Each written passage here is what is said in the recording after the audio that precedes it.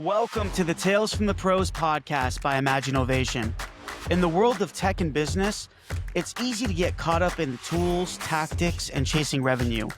But behind every breakthrough, there's always a deeper story, driven by people building with purpose and meaning.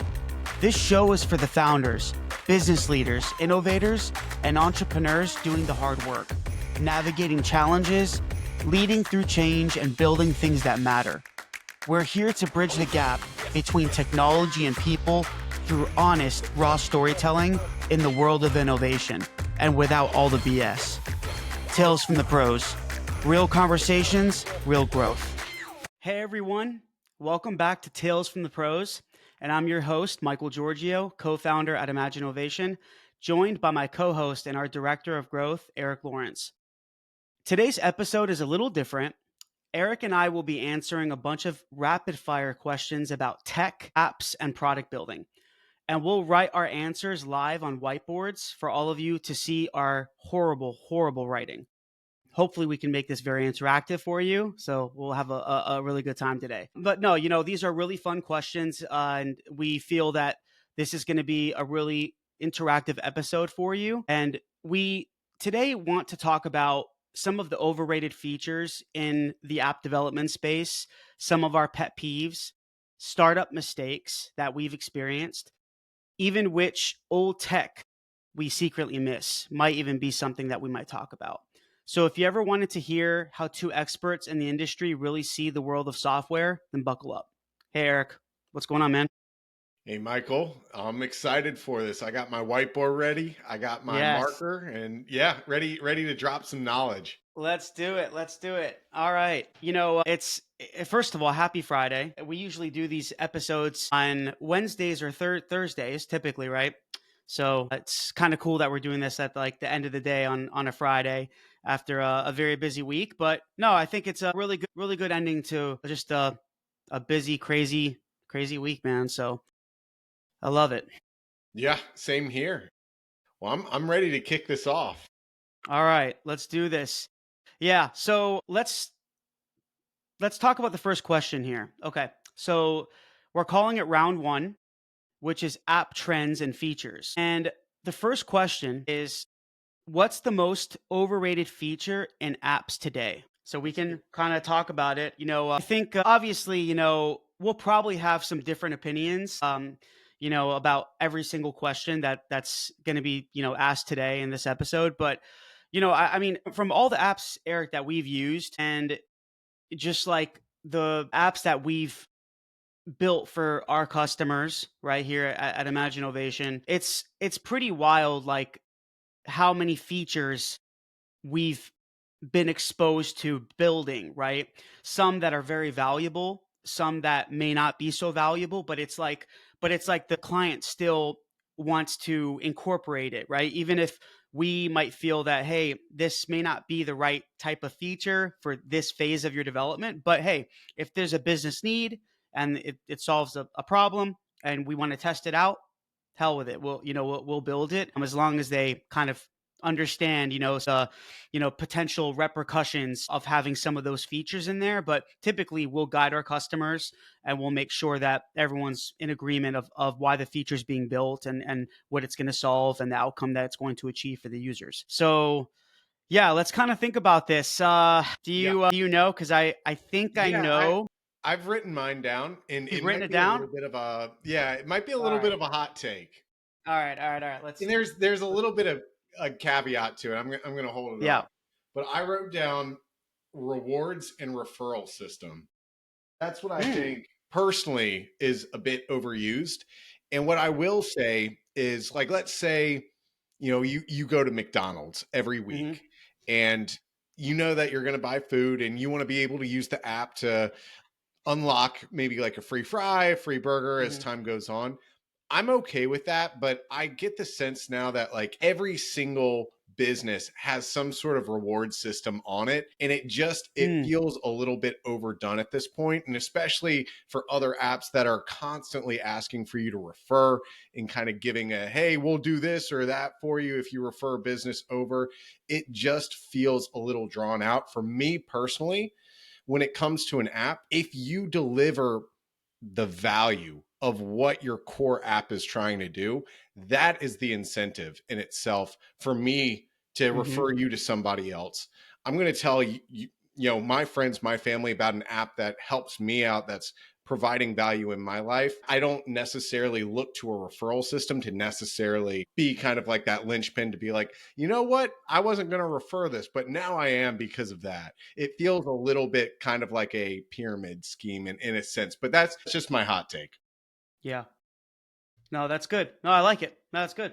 Very, very cool. And that makes sense. They're definitely very common. And I think some of them don't even really need them. I think you kind of mentioned that, so it's almost like they could be wasted space. And in my opinion, because we've built referral systems, at the company. And I think when it comes to referral systems, you have to build it at the right time in the company or the startups, I guess, kind of the phase that you have to build in the right phase of development. It may not be ready to be built immediately, because if it is, first of all, if you build it like off the bat just immediately in the MVP, the users may not even want it. Even if you think that they will, they may not even want it, right? So you really want to get users on the app first, as we've talked about many times. I think most people know that is, getting that initial user adoption, and then determining, okay, how this is going. Is it generating traction? Is it starting to generate revenue? Is it promoting very well? And then with that said,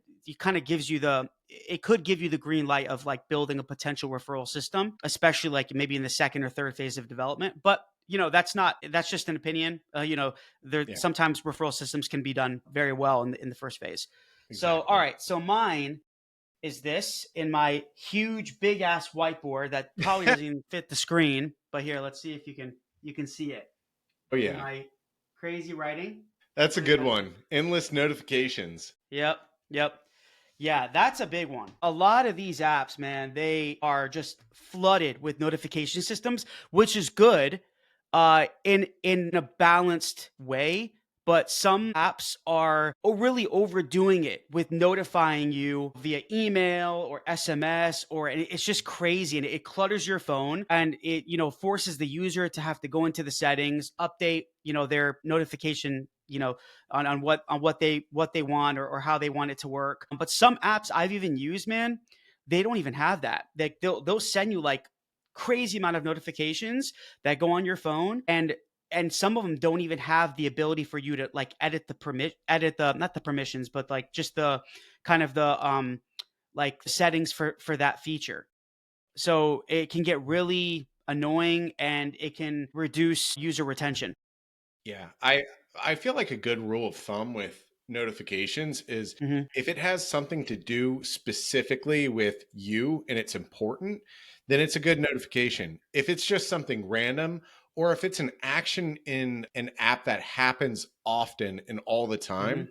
then I think there is a bit of a fatigue. There was a point where, like with Snapchat, I had to just turn notifications off because you're getting pinged all the time, and it's, Yeah. there's just not a ton of urgency to it. And Hmm. a lot of times I think people are trying to not be on their phone, and to constantly feel like they have to check and look and see what's going on can really detract from the experience. Yeah.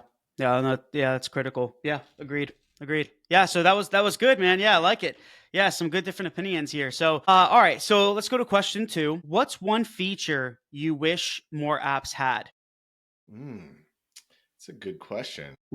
I think I know.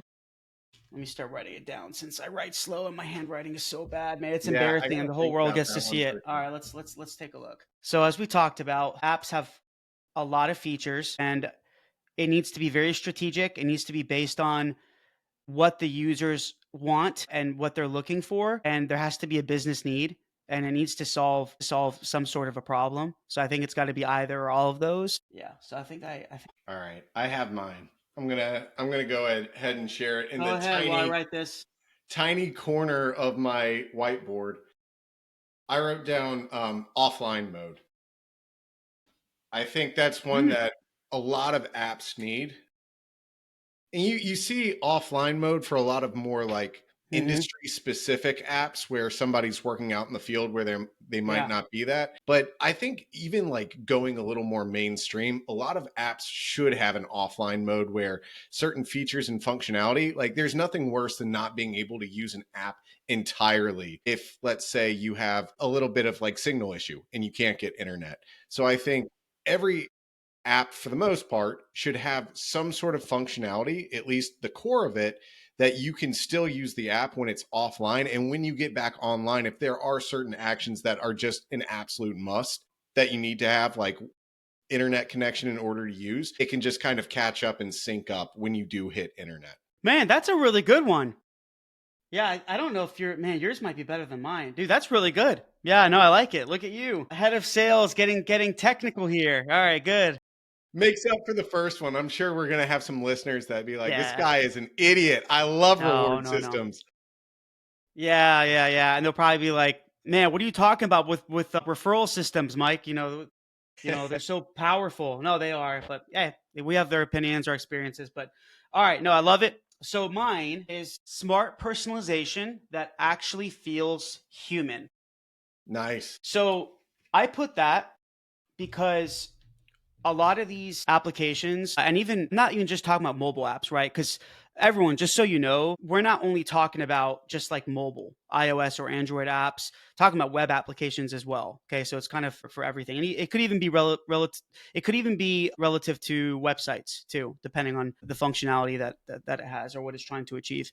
But yeah, I mean, I think there's a lot of applications that they have their functions and they have obviously something that they are trying to provide value to, right? They're trying to help their users in some way, right? That's what people build apps for people to use them in some way, and to increase user adoption and purchase the app and all that. That's how these app companies make money. But I think a lot of apps are still not, they're not kind of personalizing the experience for the user, and that could come later in a development phase, because it's kind of a big piece of functionality. It's not something easy to produce. I know even with AI and vibe coding and all that stuff that's going on now, you still need user data to personalize an experience, right? So just from my experience, there really needs to be something within. I mean, a lot of the apps that we use, where at least the success, even the really successful ones, the day-to-day applications that we use, that can help to really personalize the kind of the even the interface on the way we use it, or even some of the features. Like for example, if there are some features that it knows we don't take advantage of and we don't use in X, like, or Twitter or whatever, or there's something like an Uber that we never use some of those other features, maybe they can be removed for that personalized experience when they're using that application. And I think that could increase user retention. It could make the app a lot more engaging, less clunky, less cluttered. So there's a lot of benefits, I think, with having a kind of humanized, personalized experience for an app. Yeah.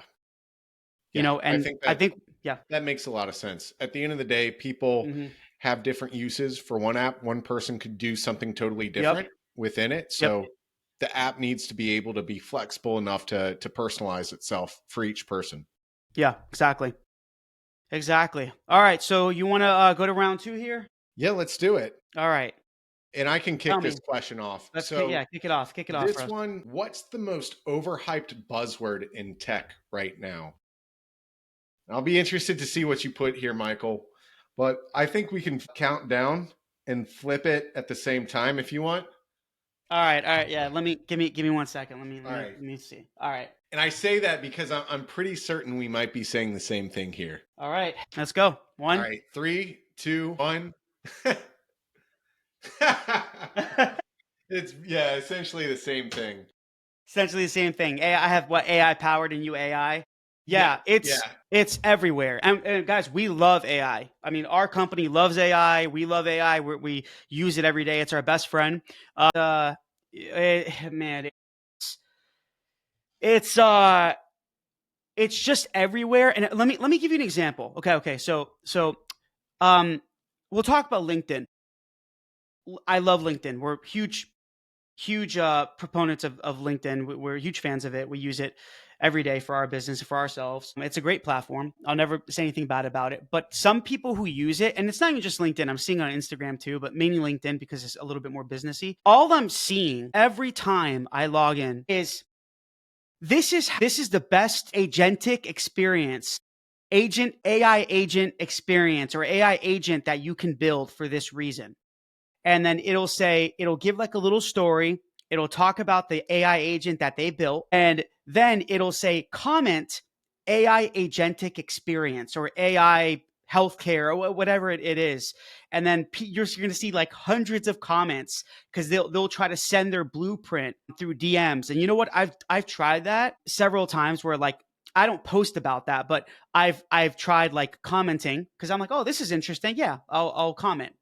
AI whatever, and I don't get a DM. So it's like that was just You it's bring I up don't a know good what point. it's And crazy. Yeah, maybe that's a better word than just AI. I think agentic in general, yeah, people are throwing that word around, acting like agentic is at a place right now where it's just crushing everything. And that's not to say that agentic, maybe even by the time this episode releases or by 2026, 2027, there is a lot of potential with agentic AI. And what I mean by that is it's not just there to provide you information or answer a question. It's actually taking action on your behalf. It's booking a reservation for you. It's doing outreach for you for your job. But at this point in time, a lot of agentic feels very early and very rough. And I think a lot of people are doing it just to try to optimize their own time. But at the end of the day, whenever I look at agentic, I think, is it doing a better job than I am and also freeing my time up? It might be freeing my time up, but it's very rare that I see anything that has agentic AI behind it doing a better job than what I would do. yeah. No, I agree, and we all want it to work, right? We want these AI agents to work. And listen, I mean, there are some really powerful platforms out there that we've tested out that can work. It depends on the workflow that you create within it. Like for example, there's a platform called NAN. So it's like letter N. I think it's NAN dot AI, something like that. But it's an AI agent creation platform. So you can create a workflow that, for example, it can go and do research on your target audience, let's just say, by using some other platform that it'll connect to, like for your buyer persona or your ICP. Okay, so for you marketing people, you know what I'm talking about. It'll go research your ICP and your buyer persona, your audience, your target audience, and then it'll collect certain data that you want it to, and then with that data, you can ask it to draft like personalized messages to focus on something that you want to pitch to these people, for example. And then when you can it'll basically create those messages, and then you can create like an image for each email using one of those AI image creation tools. Okay, and there's tons of them out there. I mean, there's tons of them. I mean, even Canva now has AI, and then you can send it to them through some email marketing tool. So that's like a little bit of a simpler workflow. So you can do that type of stuff, but some of the more complex workflows, they don't really work as well. I think it's just still new, but it's coming, and they're getting better and better and better. But yeah, I mean, going back to kind of this question, yeah, AI is everywhere. It's not going anywhere. It's going to continue to evolve and grow and improve every single day. I just think that we need to, try to make sure we don't lose the human in us, depending on where things are going to go with AI, because we don't have no idea, man. We don't know where it's going to go.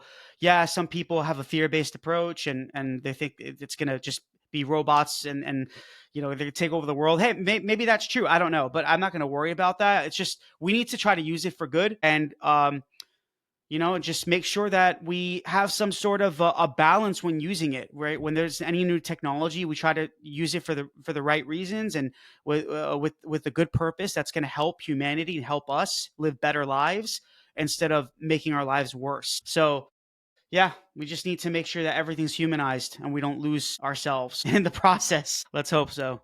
But that's very true. all right. So what's the next one? You want to read it off? Read off the next question. All right. Let me look at the right one here. AI again. Okay. What's one thing AI will never replace in software development? So it's a nice bridge. It is. Yep. I kind of have an idea. Do you know what what Yeah, you are I gonna know write? what I'm going to say. I just wrote it down. I'll let you go first this time. I'll go first. So mine is Let's see. Vision and empathy. Very vision strong and empathy. empathy. Yep. Yeah. So, I kind of chose that because, you can't really automate true understanding. I mean, I'm sure people are going to disagree with this, and it's just an opinion, but, I think great software starts with emotional intelligence. We use that word sometimes. And, I think seeing like a real human problem and caring enough to solve it beautifully is so important. And I think that's something like no algorithm can fake or create. Does that make sense, or is it a That little too does. deep? But That yeah, does. There's definitely, what makes us in a sense. And people might be able to argue that we're all just binary down to yeah, the smallest of details. But no, I would agree. Um, it's not going to seem that way when when I show you this, but I wrote nothing. Um, and all when right, I say nothing, there's the caveat that there's a lot that AI can't replace right now. But I look at where we are with AI to, the dial-up days for the internet. When we were all using AOL and getting CDs from grocery store lines to get internet minutes, we could never envision what it is today and what it's become and all the different hmm, applications that we could use it for.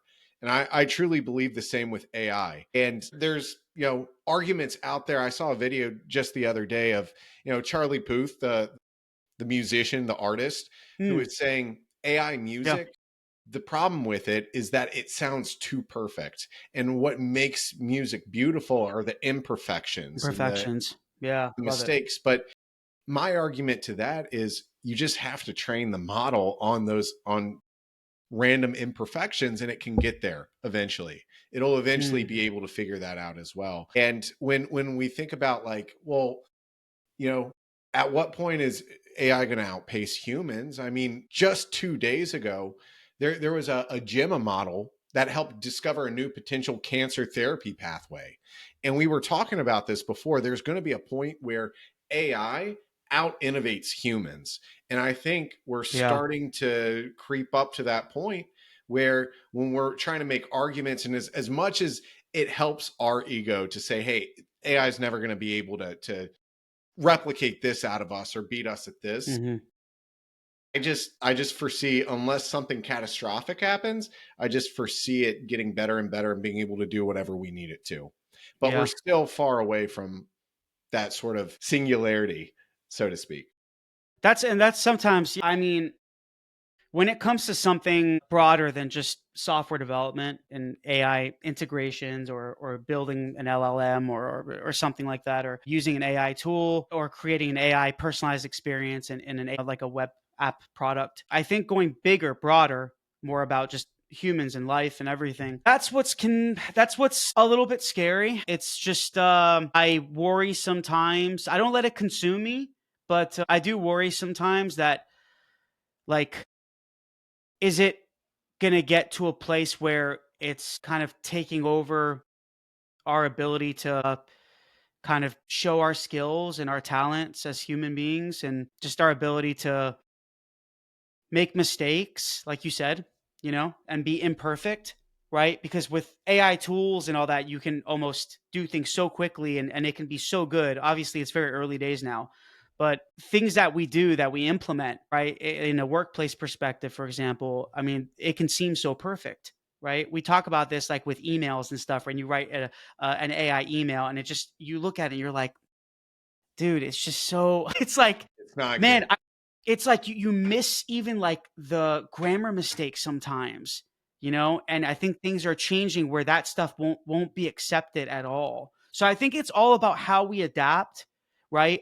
In the workplace, how we adapt out of the workplace, how we utilize artificial intelligence in our lives, and just try to make sure that we stay human, but we can adapt and evolve with that technology, and we don't lose ourselves and go nuts and go crazy. And it's going to happen with some things. Of course, it's kind of already happening, in some instances, but let's just see what transpires from it. But yeah, Yeah. that's So an interesting answer. Yeah. yeah.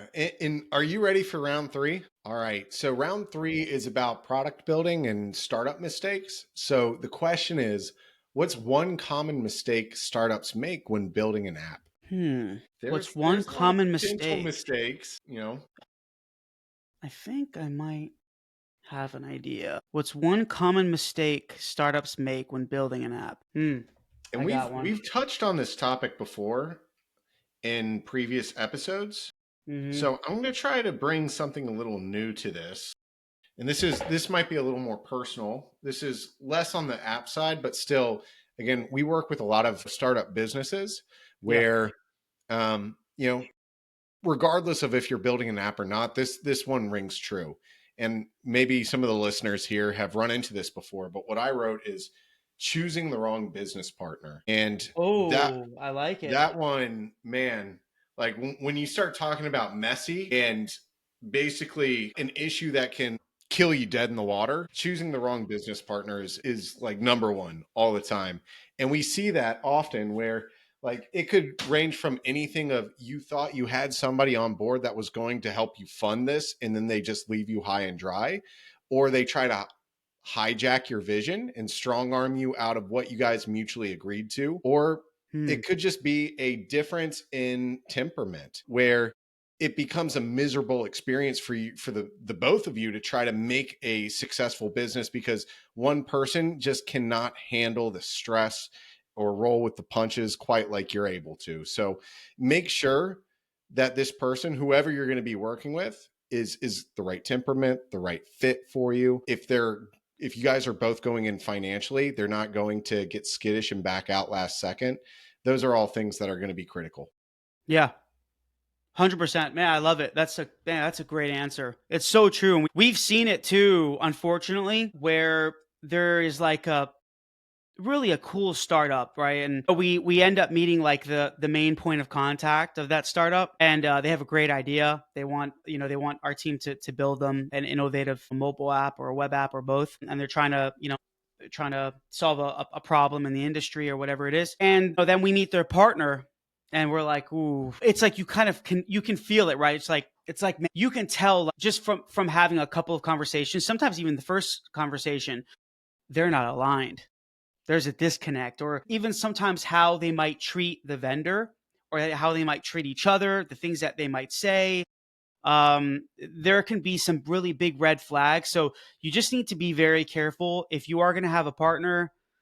Um, yeah, just choose wisely, and I can vouch for Pete being my partner. Pete's my brother-in-law. We're 50-50 partners of Imagine Ovation, and we've been doing this together for 14 years, and we've had a lot of our own ups and downs, but look, we have a thriving company, and and we know our roles and responsibilities, and we know what we want, and it just requires a lot of communication and transparency, and just kind of making sure that you're aligned is Well very, said. very important, and that you have some similar values too is I think important. You can be yourselves and have your own, of course you're not going to be 100% similar to each other, but it's good to have some of those kind of main important values aligned and similar as you grow your business.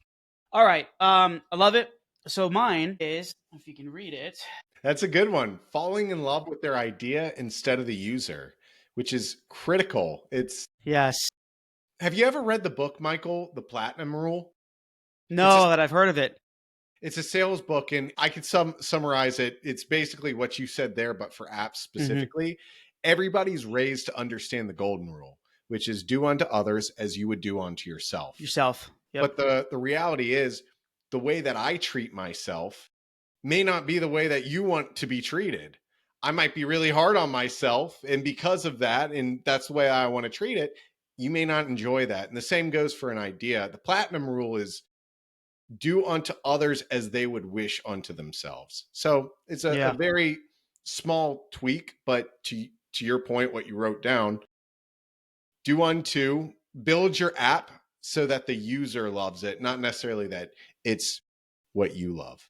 Yeah. And it goes to something that I believe in, that when you start a business, or you are working in a company, and let's just say, whatever you're trying to do in life, right? Whatever you're trying to do and how you want to make money, how you want to kind of live your purpose, right? What you're trying to achieve in life. It's important to do that, right? With purpose and passion. That's important, and joy. Try to have joy while in the process, right? It's important that you want to love what you do. I think that's a critical piece for anything that you're trying to achieve in life, knowing that there's going to be a lot of ups and downs, and you have to persevere and build resilience, right? That's going to happen. But purpose and patience and passion and perseverance are all very critical in my book. I call them the 4 Ps. However, when it comes to building a product, a digital product, like in our space, those 4 Ps that I mentioned are going to be critical when you are running the business.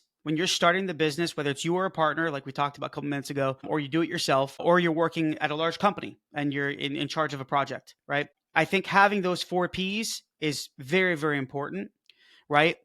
However, when it's on the product side of it, you want to think about that user and what it's going to do for them instead of about what it's going to do for yourself.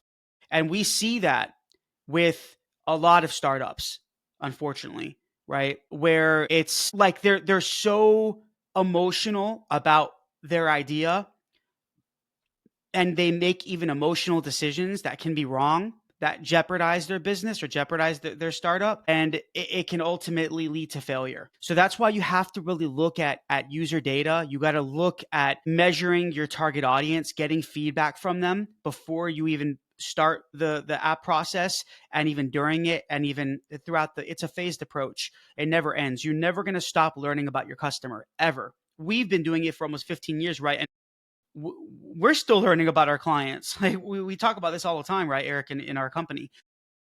So yeah, I think that's really, really important.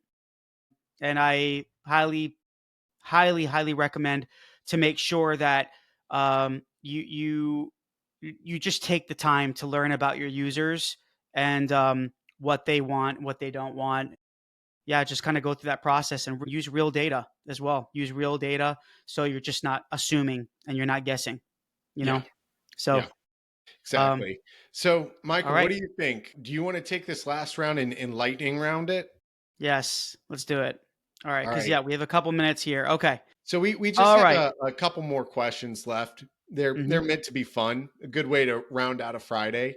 So the first one was, if you could build any app for fun, what would it be? And I actually have something. This is Mm, something that I'm not going to share my whiteboard for. And okay. all credit for this goes to Pete. This is Pete's idea through and through, but I love it. I think it's a great idea. And he's been playing around with VR, the Apple Vision Pro, and this idea I think is great.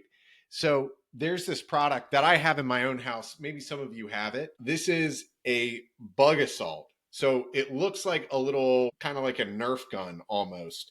But the point of it is, in here, you put table salt. And if you have a fly in your house, all you have to do is pop it and it goes down. I bought Pete one of those for his birthday like six, Nice. 7 years ago, and he still has it. He still uses it. It's great. It's great. Yeah. Is it as effective as a fly swatter? Maybe, maybe not. It's that's debatable. But Pete's idea was to use VR to gamify the experience. So you could basically be able to spot, Mm. track the flies, and for each one that you down in pop, you get points for it. And I think that's just an amazing idea. I would love to give that to my kids as well. And they're playing a game that is doing me a great service, which is clearing flies out of the house because they leave the screen doors open all the time and flies find a way. No, that's cool, man. Yeah, and we actually even built a small little app that is about that, right? He's I don't know working if on you. it right now. So Yeah. Yeah, he's yeah, just yeah. kind of playing around with it using some of those lovable tools. And Yep, the I vibe think coding tools. it's vibe coding has a way to be, to get to before they can actually like locate and track something as small as a fly. I'm Hmm. sure our military has the equipment to be able to track and do that sort of thing, but as far as like vibe coding is concerned, it's a ways off. Yeah. Yeah, no, that's cool. So what do Yeah, you have? so I'm not gonna write this down either because I was thinking about it even a little bit before the show, and I was like, it's gonna take me 5 minutes to write it, so I'm not even gonna write it. But what would be really cool to build any app for fun is an app that lets people trade 5 minutes of their time to help a stranger with something small. So kind of like a really cool, user-friendly encouragement, mentorship, advice app that anyone can use that, you know, it can really relate to anyone that's just trying to help somebody else. Because I think in this world, we talked about it with AI. There's a lot of crazy stuff, a lot of good, and it's not all. Some people are like, "Oh, the world is shutting down." No, it's not. There's a lot of great stuff and a lot of amazing things that are happening right now in the world. But yeah, I just think it's important to sometimes just think about other people, and we're so consumed with digital and phones and computers and making money and all that type of stuff, and social media. Even I've tried to take a little bit of a break from social media for a couple of years, at least on Facebook, Instagram, and I'm starting to kind of go back on it a bit. But I think building an app, yeah, that really increases human connection, because that's what the world needs now with all this just digital and noise and clutter, is to have something that I've mentioned before, that we need to make sure we don't lose ourselves during this generation. And things are going to get more fun, I think, with a lot of technology, but they can get scary too, and Yeah. there can be some big problems. So I think we just need to make sure that we don't stop thinking about how we can help other people. So I think we can build a cool little app that can be gamified, of how you help somebody else, and you don't do it for anything. Like, I'm not saying you would use the app to make money from it, because you don't want to help people to always expect something in return, of course not. But I think it would be a cool little fun app that could be like a game, possibly, where yeah, you could spend a couple of minutes just sharing your story, or them sharing about how you were helped or how you helped somebody else. It's like, those YouTube videos where they go and give like $1,000 to someone on the street, and they give them a Yeah. car and all. I mean, man, those people have really changed a lot of lives. Yeah. So yeah, I that's like kind it. of, That's profound. yeah. I was just throwing out some silly fly zapping game, but no, that's something that would really make the world a better place. You're like, thanks, Mike. Yeah, I feel bad. I'm like, a fly zapper. No, no. Hey, It's all that's good. that's It's all important good. too. You That's know, important too. I I do think also there it would be good if there was an app out there that would help be kind of the reverse to doom scrolling, where you could have a Mm, curated feed of things that didn't try to elicit anger. Because, half this stuff out there, anger gets clicks, anger gets views, but it's not productive. You got people going at each other now. Communities just completely siloed out. And, there's a lot of good in the world. I think that's the one thing oh that yeah. gets overlooked that you said. There's so much good in the world and it gets overshadowed. And that's just partly human psychology. It takes three good things. I think it's anywhere from like 3 to 5. I forget the actual one to offset one negative. And when we are getting kind Mm. of a 3 to 1 negative, it just throws us off. So having a safe haven, so to speak, for information and news, where if you want to scroll and get that dopamine fix, you can do it without making yourself mad. And we might need to have people sign an NDA before listening to this. I think we're throwing out some cool ideas. People are like, can you imagine we get a customer or something like that that's like, hey, I saw your podcast and I like that idea. I want to build it. That'd Hint, be hint. awesome. Everyone, hint, hint, hint. No, just kidding. No, All no, no. right, so the Yeah. do we end it out? Yeah, let's do it. All right. So I'll take this last one here. All right. So if you had to describe the tech industry in one emoji, what would it be? One emoji. Let's see your drawing skills now. Oh, man, I didn't even think I was going to draw this one. Let me see. I think I actually have 2 emojis. The tech industry. All right. It's not perfect by any means. Dude, this is so... All right. Here's the one that I wrote. Okay. So my emoji is the mind blown emoji, which is to say, in simplest terms, our minds are getting blown by the capabilities of what can be built and what can be done every day. Oh, man, that's crazy. Now I'm excited to see your drawings. All right. 2. We got stocks and Okay, so not stocks. The blowing. Heartbeat? The thing is, this one I can't draw, but basically in my head it was that. It was the emoji where the kind of the half the head is kind of all like doing that, like where it's yeah, it's kind of the kind of like the crazy like blowing my head emoji, the one that we use sometimes where... Put that up again. I thought that was hair. Yeah, I mean it kind of is, but that's not what it was intended. But that's funny. It's supposed to be all of you get to exploding. see my bad drawing. Yeah, it is kind of hair. But in my mind, it came different, where it's kind of similar to yours, where it's that one where it's like not happy, not sad. It's kind of in the middle, but it's like going like this, like, and I don't mean that in a bad way. All I'm saying is with the tech industry, at least in our space, it's just, you don't know what to expect. And I'm talking about internally and running a business, right? But a lot of externally with customers, with leads, prospects, with just the new tech tools that are out there, pricing expectations, just sometimes the misalignment with what people think about app technology and then what's actually reality, and it's just it's a lot of up and down. We go through it all the time, and that, I think that's just the marketplace, right? It's just you don't know, so it's like, there's not always certainty of what you can expect is going to happen tomorrow when it comes to tech, and it's just it's a roller coaster. So the one next to it wasn't really like what did you call it?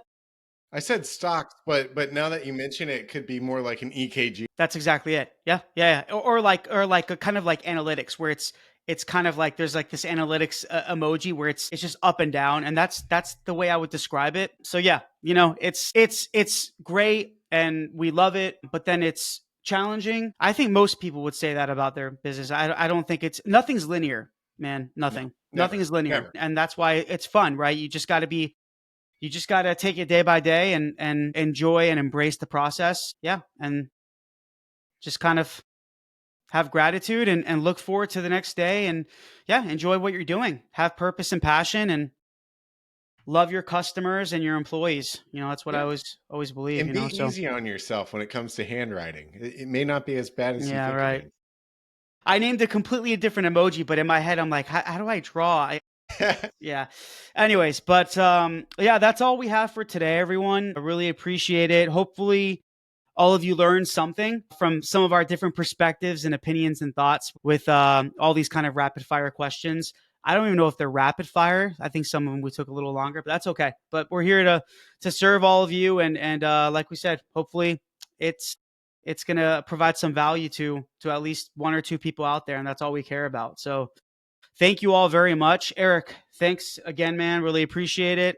This is a lot of fun. So until next time, everyone, thank you very much. And this is your host, Michael Georgiou from Tales from the Pros, with my co-host, Eric Lawrence. And until next time, thanks, guys. Take care, everyone. Please subscribe to our YouTube page and also follow our social media. There are links somewhere around here, but we really appreciate it, guys. Thanks for all the support, and I'm going to be giving you awesome content continuously, and we look forward to seeing you soon.